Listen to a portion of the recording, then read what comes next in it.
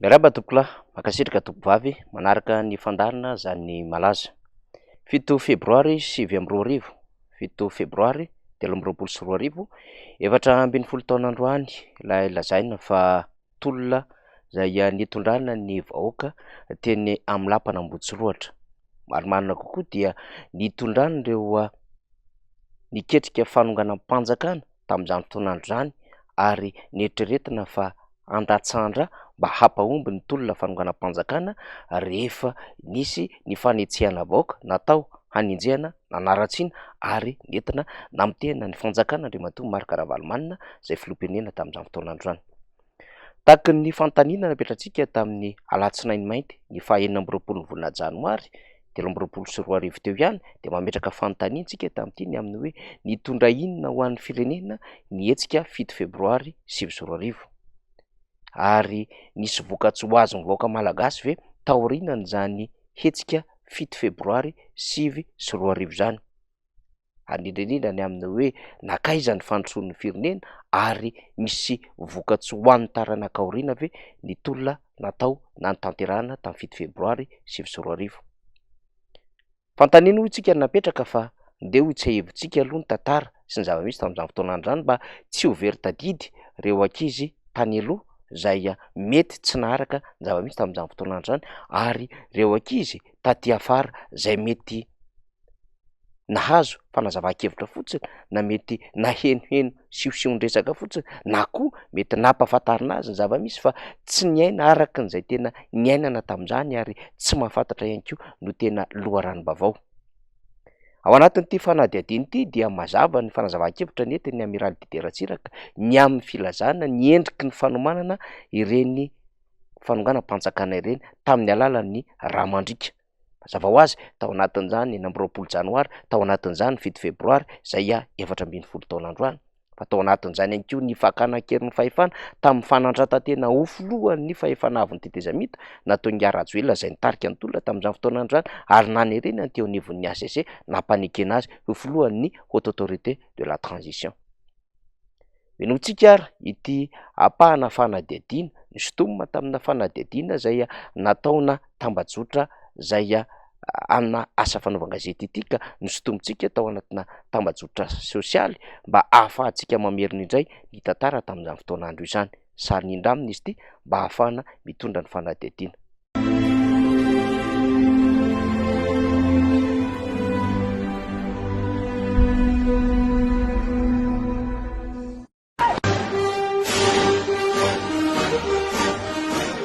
Marina dia marina izany tompoko fa ny fanarahanay mianaka kosa dia izao nanontany tamin'ireo namana frantsay ekeny Andriamatoa Rajoelina ve izy io? Ekeny. Non seulement ekeny izy fa ho avy eto izy raha titso izy ilaza aminao dia nanaiky izy izay hoe tsy misy raha latsaka tompoko. Andro vitsivitsy taloha ny 7 febroary dia efa nivory ireo mpanao politika miara-ty amin'ny andro Rajoelina. Fivoriana izay mpanao gazety vahiny ihany no navela aka sary tao. Toy izao no teny mivoaka nandritra izany fivoriana izany. Sy maintsy manao accusation. Ravalomanana criminel, Ravalomanana traître. Malahirana mifosa olona fa efa nanomboka ny tsilopilopy ny mouvement n'Andriamatoa Rajoelina. Dia tsy lasy ty ozy ny sasany tamin'izany fotoana izany raha tsy misy raha latsaka.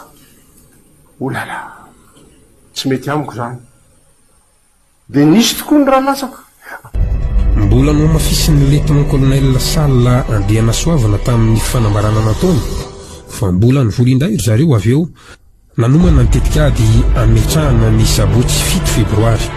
Isy ny réunion préparatoire izay natao tany an-tranona Andriamatoa Rajoelina tamin'ny 9 febroary izany hoe ny lavay zany dia tamin'io fotoana io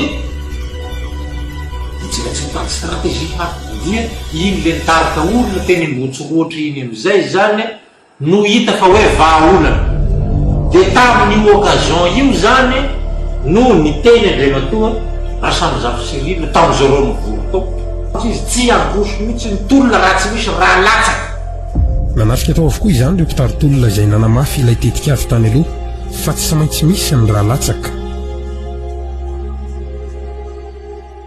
fa le olona avy ty arina na sesy mba hisiny raha latsaka asa misy nitifitra orina misy nitifitra avany aloha teo nisy ny raha latsaka zay manomboka eto tsy miaraka tsonytsika indematorajoely tetikady nampiasaina zany no hoe hitondra ny vahoaka ametraka ny prime ministre mitendrena eny amin'ny lapana motsorohatra ny tolakandro ny sabotsy miainga tokoa ireto vahoaka sy nalalana inona na inona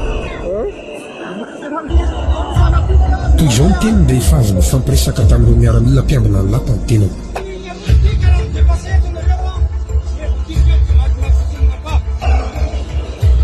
sy nanaiky anefa ireo délégation mampiaradia aminy tiandry eteny mandeha mahefa soa fa tsy mahazo hevitra itsony tsy maintsy arosa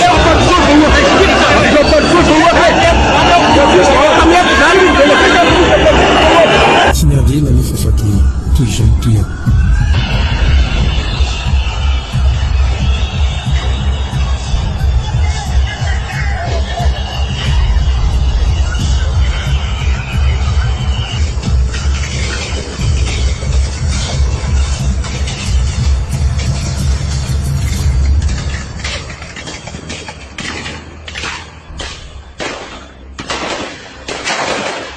raha ny fitantarany lieutenant colonel Sarla Andriana Soavina indray dia tsy miaramila indray no nitifitra tao fa mba hampaomby ilay tetikady izay nifampitiniana no malina iny dia nisy ny olona napetraka meloha teny amin'ny toerana manodidina dia lazaina amin'izay fa le olona avy aty amin'ny palais aty no nitifitra n'le olona izy le olona le nirany avy ato Lilison ny no nitifitra olona sy ny olona nentina izay le ny olona nitifitra tao Mbotsoloatra raha Joël Dole ny orchestreny zay na le fanoranan'le olona akeny Mbotsoloatra na le fanoranan'le olona nitifitra izy daholo no tomponavika tamin'izany tao anatin'ny fitondrana retezamita dia olona nomena toerana manokana ny commandant Lisson René de Roland ary tsy nisy nanokatra fanady adina mihitsy makasika izay nambaran'ny lieutenant colonel Sarla na marina izany na tsy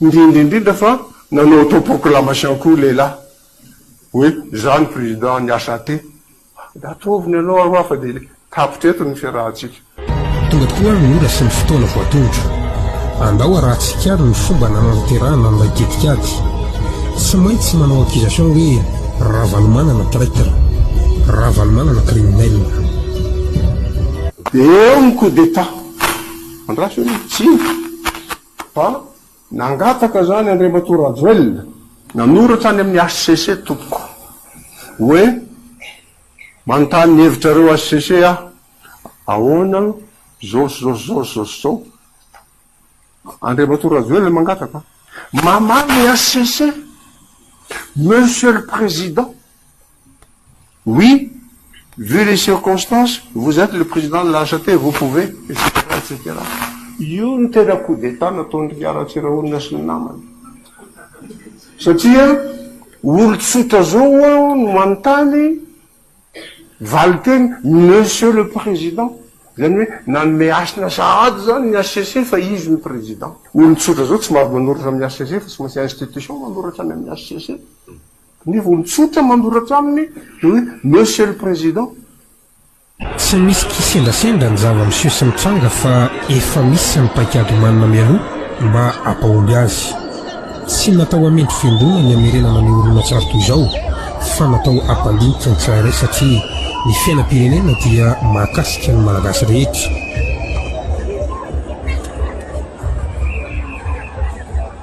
raha iny fanadidina iny dia mazava ny aminy hoe tena fanoganam-panjakana no natao tamin'ny 2022 raha iny fanadidina ihany koa dia hoe tetikady ninina nomanina ireny rehetra ireny mba hahafahana manameloka mba hahafahana manenjika ary mba hahafahana mampibaby ny fahoriam-bahoaka ho ao ambadika izany ny filoha Marc Ravalomanana mba hahafahana ihany koa milaza fa mpamono ny filoha Marc Ravalomanana fa soa nefa fa voaray tamin'ny rakitsary avokoa ny fivoriana niketriketrehana tamin'ny Villa Elisabeth tamin'ny fotoanandro ary fantatra tamin'ny sary ireo olona niketrika izany sy ny nambarany tamin'ny fotoanandro soa nefa fa voarakitsary ihany koa ny baiko nomeny Andry Rajoelina ny ainga teny amin'ny kianjany 13 hoe natafondro na basy no mipoaka antsika tsy empotra kanefa izy ny tsy hita voalohany tahaka ny 26 janvier na ny alatsinainy mainty any izany. So fa voarako tsara ihany koa ny amin'ny fihetsika nataony mpitarika tamin'izany, fa mbola misy ny sakana ihany zay hitantsika tamin'ny sary teo, ny amin'ny hoe tsy azo atao ny mihoatra an'ilay bande menamena satria jaune rouge izany, kanefa nisy nanodido satria efa tao anatin'ny kajy nomany ireo mpanao politika zay mpiaradia amin'ny Andry Rajoelina nanonga-panjakana tamin'izany fotoana izany hoe tsy maintsy mandahatra tsaha isika. Voaresaka tao anatin'ny fanady adiny ihany koa ireo fanazavana samihafa nentin'ny colonel Charles.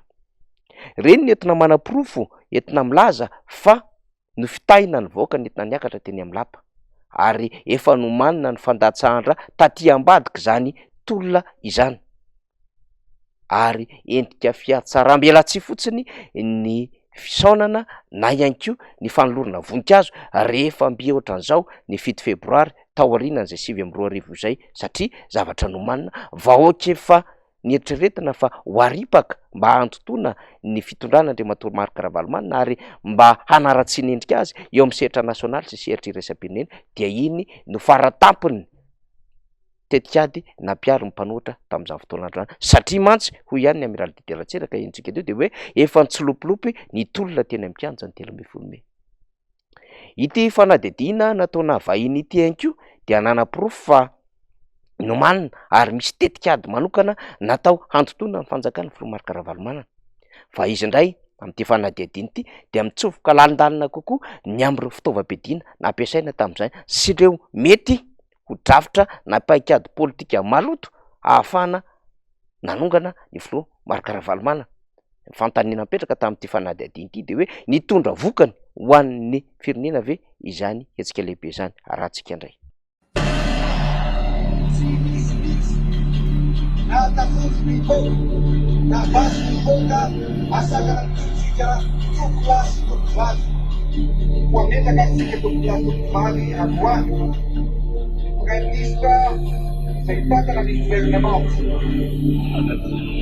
Azo atao tsy manontany ny hevitra atao walaitsika androany ve lapantsika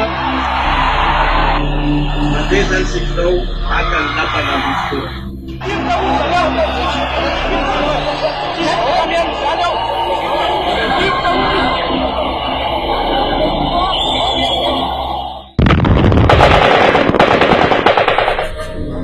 Madagascar, samedi 7 février 2009. Antananarive. Les manifestants se rendent vers le palais du Premier ministre. 14h15. Avertissement des militaires, les manifestants ne doivent pas entrer dans la zone rouge. Les militaires dans le palais sont armés et prêts à tirer. 14h45. Coup de feu à Amboutsroute. Que s'est-il réellement passé ce jour-là? L'actuel homme fort de Madagascar avait annoncé que les responsables de ces massacres seraient jugés. C'était il y a plus d'un an. Et pourtant, au jour d'aujourd'hui, aucun jugement n'a été rendu. Pourquoi la ministre de la Justice de la HAT n'a pas progressé dans l'enquête? Pourquoi la HAT refuse-t-elle de faire la lumière sur ces événements? Notre équipe a fait sa propre enquête. Retour sur la scène du crime.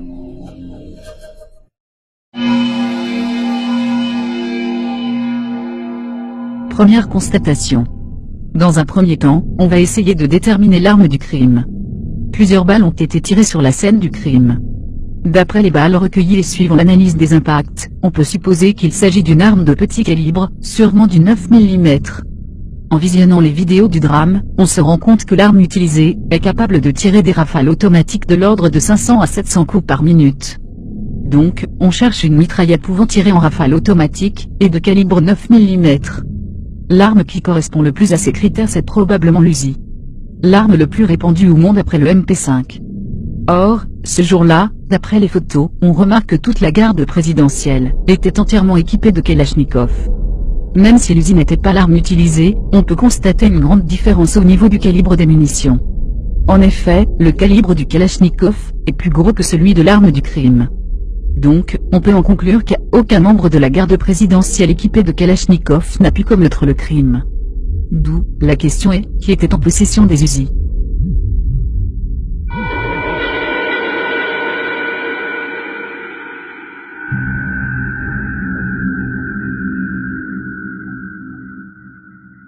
Ainsi, ce ne peut pas être les usines de la garde présidentielle.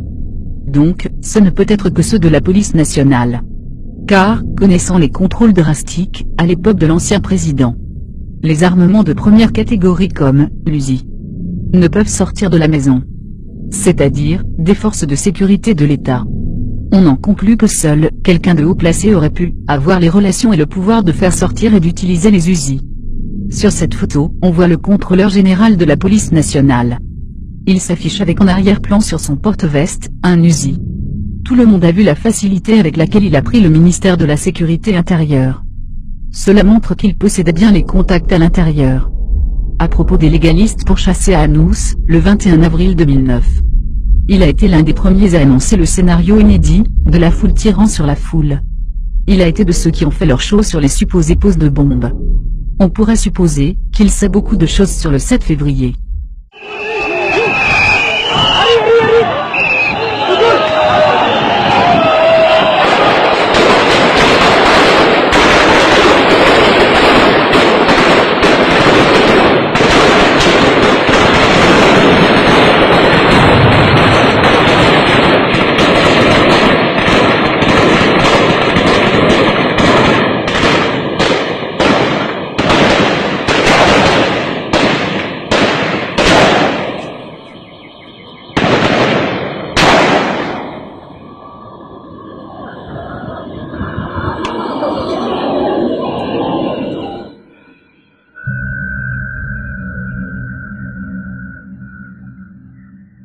Loi numéro 91-011 du 18 juillet 1991 relative aux situations d'exception. Article 39, le commandant de la troupe est seul juge, en fonction de la situation de la nécessité de faire usage du feu ou d'engins explosifs. En tout état de cause, et sous réserve de ce qui est dit à l'article 42 de la présente loi, l'usage du feu ou d'engins explosifs ne peut, sauf impossibilité, avoir lieu qu'après 3 sommations faites par le commandant à haute et intelligible voix et sur un ton ferme, de préférence au moyen d'un porte-voix, mégaphone ou tout autre amplificateur de voix. Article 40, après commandement de gériatrique ou sonnerie d'avertissement, les 3 sommations sont successivement exprimées en ces termes. Miela Faitifitra. Iraizai. Miela Isaï Tsité ou Fat. Oruzai. Matizaï Taveleu. Telusa Difaranzai. Les militaires en particulier, sont bien formés à ce texte, à cette procédure. Pour quelle raison un militaire formé, entraîné, civilisé, va spontanément tirer sur une foule désarmée, violer les règles d'engagement? Pourquoi surtout les hommes de la garde présidentielle, supposés crier sur le volet parmi les meilleurs soldats, et entraînés à la protection de personnalités donc au self-control, auraient brutalement perdu leur calme pour tirer? Pourquoi également ont-ils immédiatement tiré vers la foule, pas en l'air? La foule avait encore 10 mètres avant d'atteindre le palais et les grillages auraient fait barrage, ils auraient pu tirer en l'air pour les intimider. Pourquoi n'ont-ils pas pris le temps de faire ça? Pourquoi n'ont-ils pas eu le temps de faire calmement les 3 sommations de l'article 40? Si on observe la vidéo, on voit que même quand la foule arrive au niveau du parking des Finances, il n'y a pas encore de tir, il y a un temps mort, la foule s'arrête dans le calme. Puis, on entend des explosions derrière la foule, apparemment des grenades. C'est à ce moment-là que les tirs commencent. Non, ce n'est pas parce que la foule avançait vers elle, qu'ils auraient franchi le corridor que les gardes présidentiels ont tiré. Ils avaient ordre de ne pas tirer, ils n'ont d'ailleurs jamais tiré jusque-là. Même pendant les pillages de MBS et RNM, pourquoi ce revirement? Il n'y a qu'une seule raison qui peut l'expliquer, c'est qu'on leur tirait dessus. Beaucoup l'ont oublié parce qu'on fait exprès de l'occulter.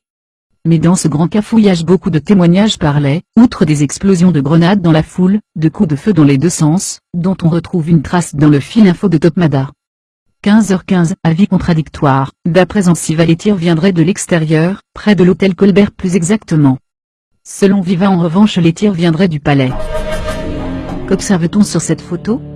Des lueurs concentrées que la Gazette de la Grande Île identifiait comme des traces de balles sortant notamment des fenêtres du trésor où personne des forces de l'ordre n'était censé se trouver. Ces lueurs de balles semblent suggérer des tirs groupés. Concernant les victimes, certains corps sont tombés dans une position qui suggère un tir rapproché vers le palais et pas depuis celui-ci. Ensuite, selon le témoignage d'un garde présidentiel, seule une cartouche aurait été utilisée et un seul GP a tiré. Il y aurait eu 18 balles sorties de cette cartouche. À nous de voir et de réfléchir sur le fait qu'avec ces 18 balles, il y ait eu 175 blessés sur le coup et 37 morts. Il y aurait donc eu un autre groupe armé sur les lieux qui aurait apparemment tiré sur la foule et sur la garde présidentielle. La question est, à qui profite le crime? Qui avait intérêt à ce que ce massacre ait eu lieu? Qui a tout perdu dans l'histoire? Et qui a tout gagné?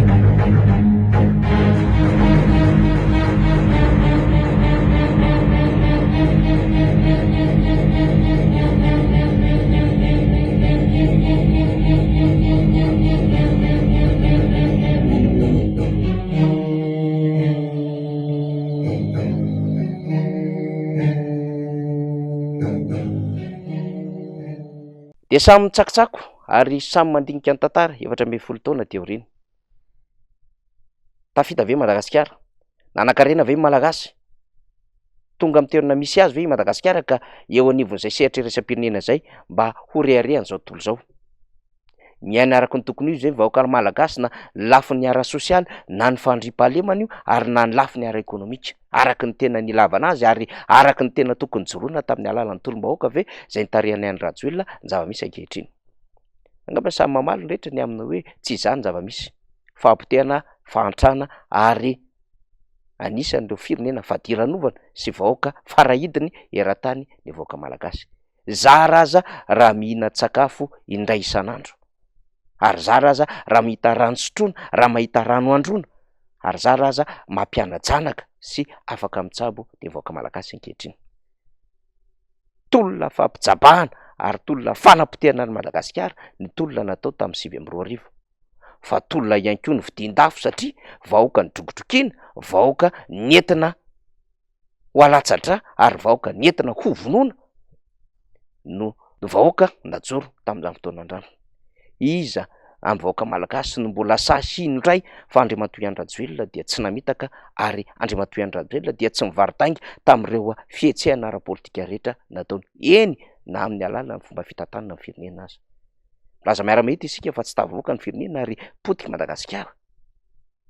Ka na nisy aza ny fahatserovana androany dia mendrika fiatsaram-belatsy fotsiny izany manoloana ny zava-misy iainana ankehitriny sy ny tantara tamin'izany fotoana androany zay naverintsika mionona teo.